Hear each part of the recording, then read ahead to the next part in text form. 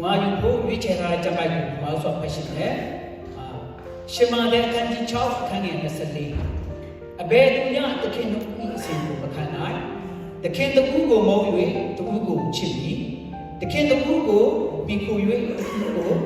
makamanya yui Teno ni bya tekin isin ko laka Lo kisi se ye isin ko laka makanai ja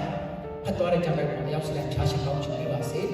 Solo di jabai ka ba jo le solution Lu tayaw ka tekin na yaw ya isin ko Solo, piada kenya asliku, lekhan hai. Pi logi si sahi ko le, logi si sahi asliku lekhan hai. Alo bi maya. Tuku ko thabi ma, tuku ko bikuwa. Solo jalo lokka ma jalo attach ne che ma, yui che ne ya nyai. Solo tachu ni ka jalo piya ko le attach lo, lokka tenne chi ko le.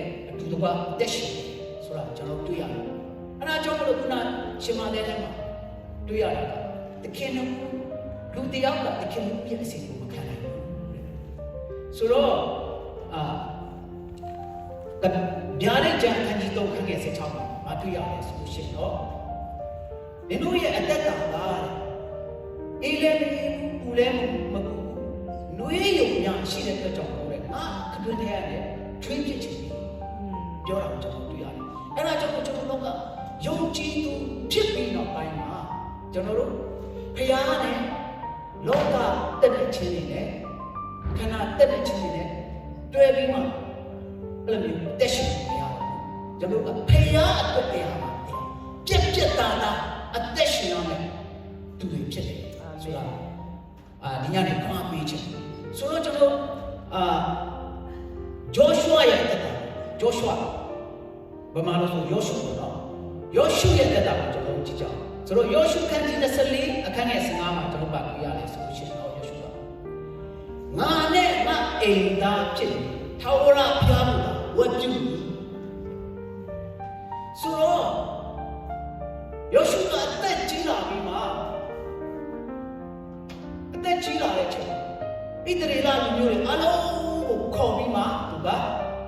ရွေးချယ်တယ်ကဲနေတော့ဘူမီရဲ့ဖျားရုပ်တုစင်တုကိုကိုးကွယ်ပါလား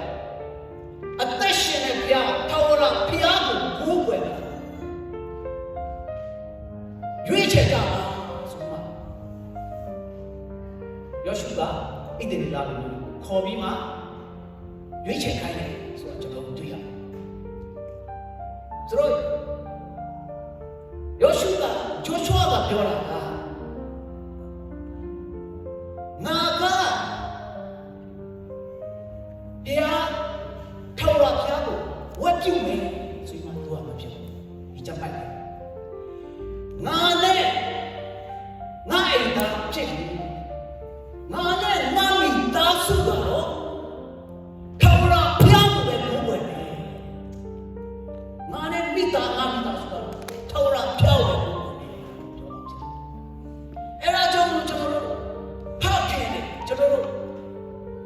မိသားစုဖျားကကျွန်တော်တို့ဖခင်တွေကိုအိမ်ထောင်မိသားစုဝိညာဉ်ဖခင်ဖြစ်ရွေးကောက်ထားတဲ့ဖြစ်တဲ့ကျွန်တော်တို့ကအာမင်မိသားစုကလည်းကျွန်တော်ဘုရားကိုကိုးကွယ်ဖို့အတွက်ဘုရားကရွေးကောက်တဲ့ဖခင်တွေကျွန်တော်တို့ဖခင်တွေဖြစ်တယ်အားကြောင့်ကျွန်တော်ဖခင်တွေတိုင်းကျွန်တော်တို့ရဲ့ကိုးကွယ်ခြင်းဟာအသင်းတော်နဲ့မဟုတ်ဘဲနဲ့မိသားစုကလည်းဖြစ်ဖို့အရေးကြီးတာအားကြောင့်မလို့ယောရှုကပြောတာကငါကတော့ငါနဲ့ငါမိသားစုကတော့ထောင်ရဖောင်းပဲကိုယ်ပဲအာမင်အဲ့ဒါကဘယ်ကြောင့်လဲဘုရားနဲ့ဆိုဒီချိုးလို့အတန်းကြီး6ခန်းနဲ့6ခုနဲ့ထဲမှာတဲ့သွားရဖြစ်စေအဲ့ဒီဖြစ်စေထိုင်ဖြစ်စေနေရတာသမီးတွေကိုဘုရားစကားကိုလေ့လာတို့တယ်မှာဆိုတဲ့စကားယောရှုကစုကိုက်တယ်ဆိုတော့ကျွန်တော်တို့တွေကအသေးတော်မှာပဲဟောပြောရမယ်ဆိုရင်မိသားစု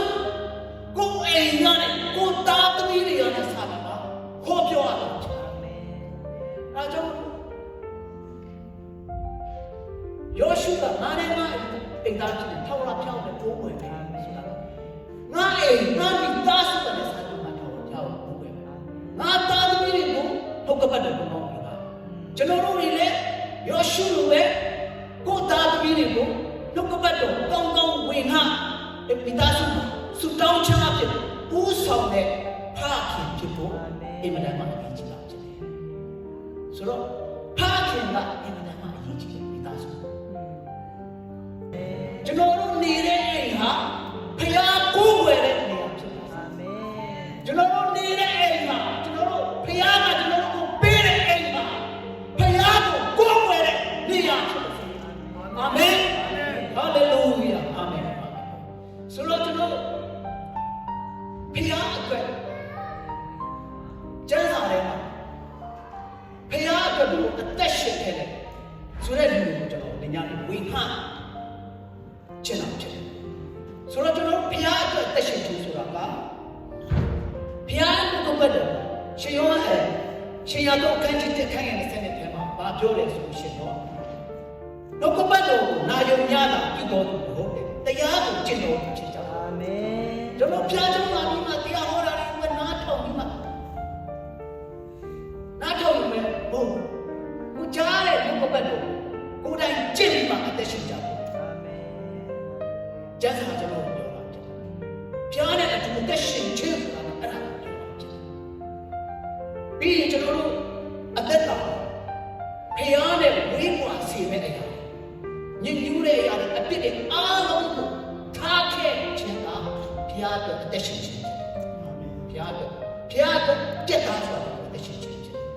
။ဆိုတော့ကျွန်တော်တို့တွေကဘယ်လိုပြောမလဲ compromise တော့လုပ်တတ်တယ်။ဘုရားအတွက်လည်းသက်ရှင်လို့လောကအရာတွေအတွက်လည်းကျွန်တော်တို့လိုအသက်ရှင်တယ်။ဒါမျိုးကဘုရားကနေတဲ့တဲ့ကောင်။ဆိုတော့ရဲရဲစွာနဲ့ဘုရားအတွက်ခရစ်တော်အတွက်မရှက်မကြောက်ဘဲနဲ့အသက်ရှင်နေတဲ့အကြောင်းကိုကျွန်တော်ဒီညနေဆက်ပြီးမှဝင်ပါသွားချင်တယ်ဆိုတော့ဒီနေ့ဒိုင်ယေလရဲ့တက်တာကိုကျွန်တော်ကြည့်ကြအောင်ဒိုင်ယေလဟာဆိုရှင်တော့တကယ်ပဲဘုရားကချီးမြှောက်ပြီးမှသူနေတဲ့တိုင်းနိုင်ငံမှာနေရာရာသူအရင်ကောင်းတဲ့နေရာကိုရပြီးမှချီးမြှောက်ခြင်းကိုခံရတဲ့ဖြစ်တယ်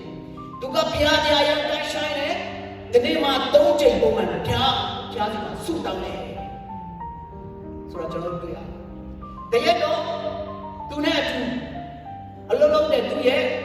ဝန်ထမ်းဒီလိုပြောမှာဘုရားစကားနဲ့ဆိုရှင်တွေကသူ့ကိုမနာလို့ပြီးမှသူ့ရာထူးနဲ့ပြုတ်ချဖို့သူတို့ကကြံစည်တယ်။ဆိုတော့အသက်ရှင်တဲ့ဘုရားကိုဆုတောင်းတယ်ဆိုလို့ရှိရင်တော့ချင်းနဲ့တွန်းထဲမှာရက်30အတွင်းကြိတ်ချရတယ်ဆိုတဲ့အမိန့်ကိုထုတ်ဖို့တဲ့တို့ရှင်ပြန်ဖို့တို့မျိုးဟိုဟာစီယုံပြီးမှအဲ့ဥပဒေတွေကိုထုတ်လိုက်အဲ့ချိန်မှာဥပဒေကိုလည်းရှင်ပြန်ကကျင့်ရဒိုင်ယေလကရှင်တဲ့တွန်းထဲမှာသူဟာဆုဆက်ပြီးမှဆုတောင်းလို့ရှင်တော့ရှင်တဲ့တွန်းထဲမှာအပြစ်ချခံရမယ်ဆိုတာသူသိတယ်ဒါပေမဲ့သူကအဲ့တနေ့ဘယင်ရဲ့အမိန့်ကြားပြီးတော့ပိုင်းပါလေသူ့အိမ်အပေါ်ထပ်မှာတက်ပြီးမှသူပဒင်းပေါက်ကိုပြုပြီးမှဂျေရုဆလင်ဘက်ကိုဆဲချပြီးမှသူကပုံမှန်ဆုတောင်းနေတဲ့အတိုင်းပဲတနေ့မှာ၃ချိန်ဒုထောက်မှလည်းဆုတောင်းတယ်ဆိုတော့ကျွန်တော်တွေ့ရတယ်ဆိုတော့ကျွန်တော်လောကမှာအသက်ရှင်နေချက်စာတမန်ကလည်းဆုမတောင်းချောင်းမျိုးမျိုးကျွန်တော်တို့ကိုနီလန်ပေါင်းဆိုတဲ့ကျွန်တော်တို့ကိုထည့်ထားပါပဲဆွဲချပါပဲဒါပေမဲ့ဒိုင်ယေလကဲ့သို့သက်ဆောင်ရှိရှိနဲ့ဘုရားတို့ပြတ်သားဒုထောက်ပြီးမှဆုတောင်းတဲ့လူရောက်တဲ့ဖြစ်ကိုဖျားရှင်ကောင်းချီးပေးပါစေအာမင်ဆုတောင်းကြရအောင်အာမင်ဘုရားမျက်နှာကိုရှာကြအာမင်ဆိုတော့သူတို့ဆုတောင်းတာကိုသူတို့တွေကရှင်ပြန်စီမှာပြောတော့သူကအတူချုပ်နဲ့ကျွန်တော်ပြောမယ်ရှင်နဲ့တွန်းထဲမှာတိတ်ချချင်ရှင်နဲ့တွန်းထဲမှာတိတ်ချချင်ခံရတယ်လေဖရာတရားနဲ့ပြောတယ်အမြဲတမ်းစုတောင်းတဲ့လူကရှင်နဲ့တွန်းထဲမှာရောက်တယ်လေဖရာကရှင်နဲ့ရဲ့ပတ်သက်ခံရတဲ့လွတ်မြောက်ခြင်းကိုပြီး န်လာအမြဲတမ်းဆုတောင်းတယ်ဆုတောင်းအားကြီးတယ်ချင်းနဲ့တွန်းထဲမှာသူကြာသွားတယ်ဒါပေမဲ့ဘုရားကကောင်းကင်မှာဆီလို့ပြီးမှချင်းလေးရဲ့ပါဇက်ကိုပိတ်ထားတယ်ဆိုတော့ရှင်မင်းကြီးကလည်းဒိုင်လာကိုအရင်ချစ်တယ်အရင်ချစ်တော့အရင်အားကိုလည်းသူကချင်းနဲ့တွန်းပေါက်လာမှသွားရင်ဒိုင်လာဆိုမှမူတိုင်းနဲ့ဟောခေါ်တယ်ဒါပေမဲ့ဒိုင်လာပြောတယ်အာရှင်မင်းကြီးဒီမှာကျွန်တော်မတည်ဘူးချင်းနဲ့ကျွန်တော်မတိုက်ကျွန်တော်အသက်ရှင်နေတယ်ကျွန်တော်ဘိုးဘွယ်တဲ့ဘုရားကကောင်းကင်ကမန်ကိုသေလွှတ်ပြီးမှချင်းရဲ့ပါဇက်ကိုပိတ်ပြီးတယ်ပြောချင်စူတောင်းချင်တဲ့တာရှိတယ်ဘယ်နေရာကမှလာကြိုက်ဆောင်လို့မရဘူးရှိတယ်ဘယ်စာကမှလာကြိုက်လို့မရဘူးဘာဖြစ်လို့စူတောင်းချင်မှာတကောရှိလို့ဖြစ်တယ်အာမင်အာမင်ဆိုတော့ကျွန်တော်ဒီနေ့ခွန်အားပေးချင်ဘုရားအတွက်ကျွန်တော်ပြက်တာအသက်ရှင်ကြဒိုင်လာတဲ့ဘုရားအတွက်ပြက်သားဆုံးကျွန်တော်အသက်ရှင်ကြပြီးရင်နောက်တစ်ခုဆိုတော့နောက်တစ်ခုကဘာလဲဆိုလို့ရှိရင်နောက်ရှက်ဒရက်မီရှက်ဘယ်နေလို့ဆိုရလူငယ်၃ယောက်ကိုလုံးကြားပြီးတာခါလဲကျွန်တော်ကဟောပြီးသွားတယ်တို့တွေကနေဘူခရဇာမင်းကြီးကရုပ်တုကိုလုပ်ပြီးမှအဲ့ရုပ်တုကိုရှစ်ခိုးရမယ်ပေါ့နော်ရှစ်ခိုးရမယ်လို့ပြောတယ်မရှိခိုးတဲ့လူတွေကိုတအားပြင်းတဲ့မိထဲမှာကပ်မိထဲမှာလို့မိထဲမှာဖြစ်ပြစ်ချခြင်းခံရတယ်ဆိုမှမိတ်တယ်ဒါပေမဲ့ရှက်ဒရက်မီရှက်ဘယ်နေနေလို့ပါပြက်တာပဲလို့ကပြဖက်မှာရည်ကြည့်တယ်အရှင်မင်းကြီးလုပ်တဲ့ရုပ်တုကိုကျွန်တော်တို့ဘယ်တော့မှမကူးွယ်ဘူးကျွန်တော်တို့ကိုမိမောင်ထဲမှာလည်းပြစ်ချကျွန်တော်တို့ကူးွယ်တဲ့ဘုရားမကယ်ရင်လည်းကယ်ရင်လည်းကျွန်တော်တို့အရှင်မင်းကြီးရဲ့ရုပ်တုကိုကျွန်တော်တို့ဘယ်တော့မှမကူးွယ်ဘူးဆိုတာပြက်တာတော့ရင်းနေဆိုတော့ကျွန်တော်တွေ့ရတယ်အဲ့ဒါကြောင့်ပြက်သားဆိုတဲ့ဘုရားတဲ့သစ္စာရှိတဲ့လူတော့လောက်ပါမိရတဲ့ထဲမှာပြစ်ချခြင်းခံရတယ်လေဘုရားပြစ်ချရင်လေအထဲမှာဘုရားကအတူပါရှိတယ်အာမင်ဆိုတော့ကျွန်တော်တွေ့ရတယ်ရှင်ဘုရင်ကအားနဲ့တော့ရောက်ဖို့လာကြည့်တဲ့ချိန်မှာအဆက်ကပြစ်ချတာက3ယောက်ဒါပေမဲ့ရှင်ဘုရင်ပြတာက4ယောက်တခြားဒီတော့ဘုရားကအစင်းနဲ့တူတယ်ဟာလေလုယာအဲ့ဒါကြောင့်ကျွန်တော်တို့ယုံကြည်သူတွေဘယ်တော့မှစိတ်သက်သာအပြည့်စုံမလို့တခါလေကျကျွန်တော်လောကမှာသက်ရှင်တဲ့ချိန်မှာကိုကြောက်စရာတွေနော်ညင်ပတ်နေဆက်ချင်းတွေလားအမျိုးမျိုးကျွန်တော်တို့တခါလေကျကြုံလာခဲ့တယ်ဘုရားကပြက်တာတော့ကျွန်တော်အသက်ရှင်ဖို့ကျွန်တော်ကိုအားပေးချင်ကျွန်တော်ဘုရားကျွန်တော်နဲ့အတူပါရှိတဲ့ဘုရားဖြစ်ဆိုတော့လူငယ်၃ယောက်ဟာမိထဲမှာပြချတယ်အဲ့မိကမလို့ဆိုတော့ကျွန်တော်ယုံကြည်သူတွေလက်တန်ရှင်တော်ဝိညာဉ်မိကျွန်တော်တို့အထက်မှာတော့ကျွန်တော်ရှင်တော့ဘလုံးမျိုးအဲ့ဒီကတည်းကမှကျွန်တော်တို့ကိုလာပြီးမှတော့ကြည့်လို့မရဘူးလာကြည့်လို့မရဘူးဖယားတဲ့သစ္စာရှိနဲ့အသက်ရှင်တဲ့ရှာဒရက်မီရှက်ဘယ်နေလဲ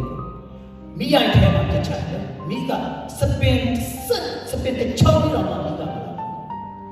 တန်ရှင်တော်ရဲ့နဲ့ပြေးရတယ်ကျွန်တော်ယုံကြည်သူသားသမီးကျွန်တော်အထဲမှာဝိညာဉ်မိတော်လို့ရှင်တော့ဘယ်အရင်အကျေးလာမှကျွန်တော်တို့ကိုလာပြီးမှထိလို့မရဘူး။ဘာဖြစ်လဲကျွန်တော်အထဲမှာဝိညာဉ်မိလောင်နေလို့ဖြစ်တယ်။လောင်နေလို့မိလောင်နေတဲ့ထဲမှာကိုအမိုက်တွေကိုတွားပြလိုက်ဘာဖြစ်သွားမလဲ။ကြာဖြစ်သွားတယ်။အားကြောင့်မလို့ဘာမှကျွန်တော်တို့ယုံကြည်သူတွေအသက်တာကြောက်ရွံ့တဲ့စိတ်လုံးဝရှိတယ်။ရှာဒရက်မီရှက်ဘယ်နေလို့ကဲတော့ဘုရားကသစ္စာရှိတယ်။တန်ရှင်တော်နဲ့ပြောရတယ်။ယုံကြည်သူတွေအရောက်စတဲ့ချက်ကိုပဲအရေးကြီးတာဖြစ်တယ်။ဆိုတော့ညနေခွန်အားပေးခြင်းကျွန်တော်လောကမှာအသက်ရှင်နေခြင်းဘုရားကပြက်တာဘုရားကအသက်ရှင်ကြတာဆိုတော့ညနေနည်းနည်းလေးခွန်အားပေးလိုက်ခြင်းအရောက်စတဲ့ဖျားရှင်ကောင်းချီးပေးပါစေ။